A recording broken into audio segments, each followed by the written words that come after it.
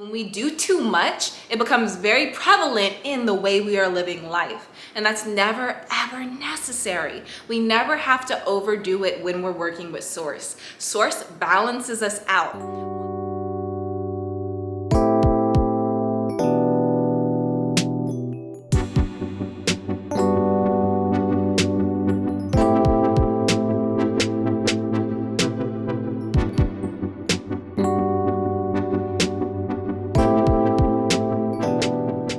Welcome back to my channel. My name is Dominique Davis, also known as Brown and Bindi, and I am a spirituality coach that helps you practice flexibility of the mind, the body, and the spirit. Today we are talking about how a lot of us try to manipulate Source and manipulate energy in order to force our manifestations instead of actually co-creating. But before we get into it, please make sure that you like this video so other people on the platform know that they should check it out. Also, if you have not subscribed yet, dude, please, come on, subscribe so you can be notified when I come out with my next video, as well as become a part of the Bindi Bunch. Okay, let's get into it. So just to start it off, forcing manifestations is not co-creation. When we choose to manifest intentionally, we are opening ourselves up to co-creating with Source or whatever we think runs this show, right? So when we want something very badly and we decide that we need to make it happen through action, through doing very specific actions that don't necessarily feel aligned with who we are as people, that's what I would call forced manifestation. And that is grounded in a fear that if I don't force myself to do this, if I don't make this happen, it's not gonna happen. And that leads to a subconscious belief that you don't believe that Source is as powerful as Source is. And Source is super powerful. An example of this would be, let's say a person decides to steal money from their job. Let's say that you're a cashier and you want to manifest $400 and you're at work and you realize that you can take 200 one day, you can take 200 another day, and no one will notice. That would be an example of creating, not co-creation. You creating your opportunity with no help from Source. Deciding to take the entire matter into your own hands because you just don't believe in the timeline that Source has for you. I think that there is a huge consequence that comes with forcing manifestations. We are manipulating our circumstances in order to make something come into fruition. And when we do that, I think we're subconsciously saying, I don't know how to really connect to my power. Because when a human connects to their power, we're connecting to our spirit, and our spirit is our bridge to Source, to the very thing that created us, created our bodies, created the trees, created the air, created our heartbeat, created cute little squirrels. That power, we connect to it through our spirit. So when we try to manipulate our physical reality in order to make something happen, in my opinion, that's reaffirming a subconscious belief that I can't connect to my ultimate power. Okay, before we get to the next part, I wanna make sure you're paying attention. Write down below in the comment box right now, I am manifesting my desired reality with grace and ease. I am manifesting my desired reality with grace and ease. So on live stream a couple days ago, we talked about how to disconnect from struggle mentality, how to stop expecting struggle. And a big part of that, actually, I'll put that live stream in the description box. And if I don't, tell me in the comments, remind me in the comments. But a big part of disconnecting from struggle is accepting that life is supposed to be filled with ease. Life is supposed to be easy. If you expect life to be hard, life will be hard because that's what your subconscious is preparing for, and that's the story that you're living. But if you expect ease, if you expect things to naturally come to you, you will be living in a way where you are open, relaxed, and expecting, maybe even feeling a little bit of anticipation for good things. In my opinion, ease is simply being relaxed and having a confidence that all good things are coming to you. There's nothing that you have to do, and there's nothing that you have to fear. Living in a state of ease is being connected to the breath, connected to the body, and connected to a sense of peace and happiness. In order to access this ease, we have to live moment by moment. It can be very, what's the word I'm looking for? It can be very tempting on your manifestation journey to see the big picture all the time, especially when you learn that you can consciously manifest and you can bring things into your reality. Then sometimes it can become about, well, what else can I do? What else can I make happen? How far am I gonna go? What do I want? And then just seeing the next year, 2 years, 5 years, 10 years in front of your face, all of a sudden starting to dread what you're manifesting because you've created such big plans and you don't know where to start as far as bringing these manifestations into your reality. You don't know where to focus your energy. That's why I highly suggest that you practice living moment by moment after setting intention. When you learn to live moment by moment and be present and experience everything that you're meant to experience in the present moment, you can start to listen to yourself and you can start to listen to your body. So you can learn to feel when you feel good, when you're in a state of ease, and when you don't feel good and you're in a state of resistance. Identifying when you're in a state of resistance will help you learn about yourself so that you can navigate your daily life in a way that keeps your vibration high and keeps you aligned with your desired reality. A lot of us have learned that life is supposed to be hard. We simply have to reprogram those thoughts through repetition. I'm not going to even give you like some complicated backstory about how to reprogram your mind. Just repetition. Affirmations, affirmations, affirmations. Saying things to ourselves like life is easy.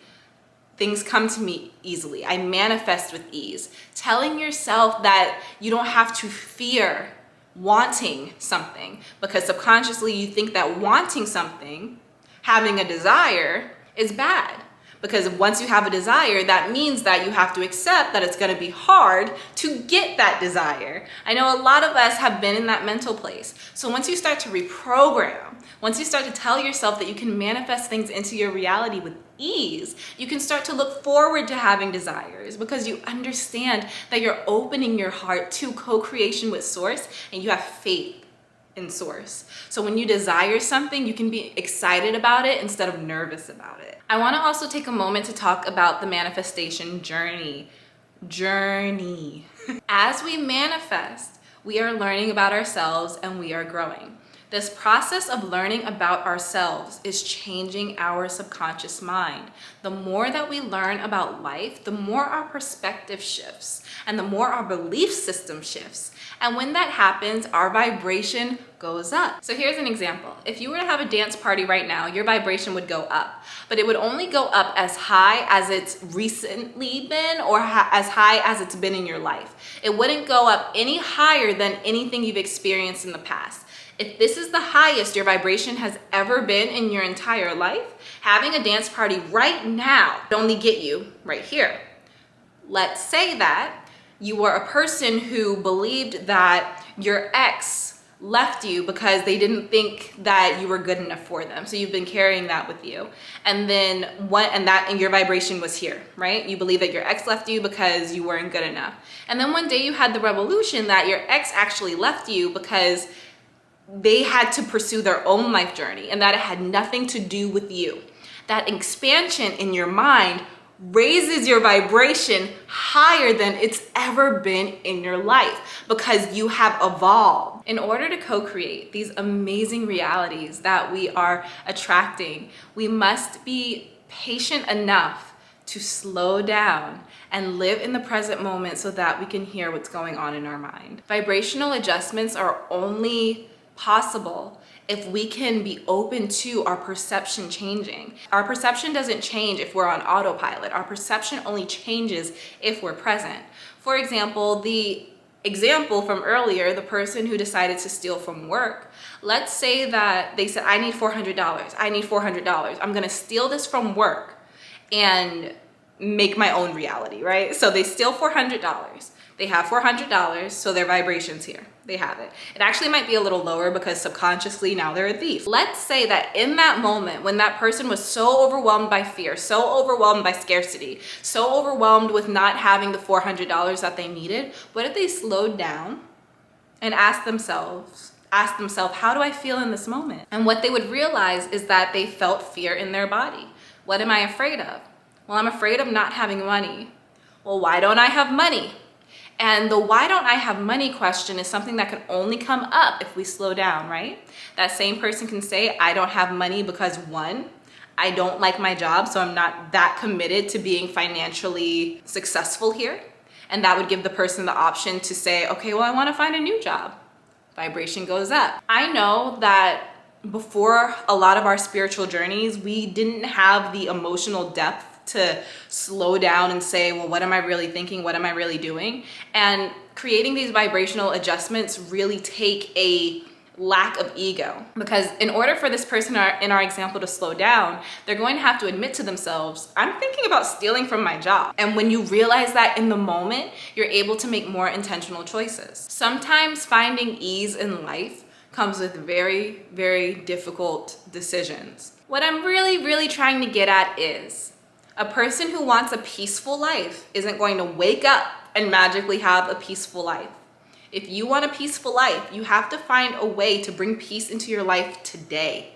You have to find a way to experience peace in your body and peace in your reality today, so that you can expand on those feelings, expand on that vibration. The answer never comes from trying to make it happen by exerting more effort than what we are capable of. You know, when we exert too much effort, that's when we start to have emotional moodiness. That's when we start to become very sick. When we do too much, it becomes very prevalent in the way we are living life. And that's never, ever necessary. We never have to overdo it when we're working with Source. Source balances us out. Once we know what we want, once we know how we want to feel, as long as we are learning how to feel that way so that we can communicate with Source that this is how I want to feel, once we learn how to do that, the rest is up to Source. This is a partnership. So if you want to manifest with ease and co-create with Source, you must learn how to have ease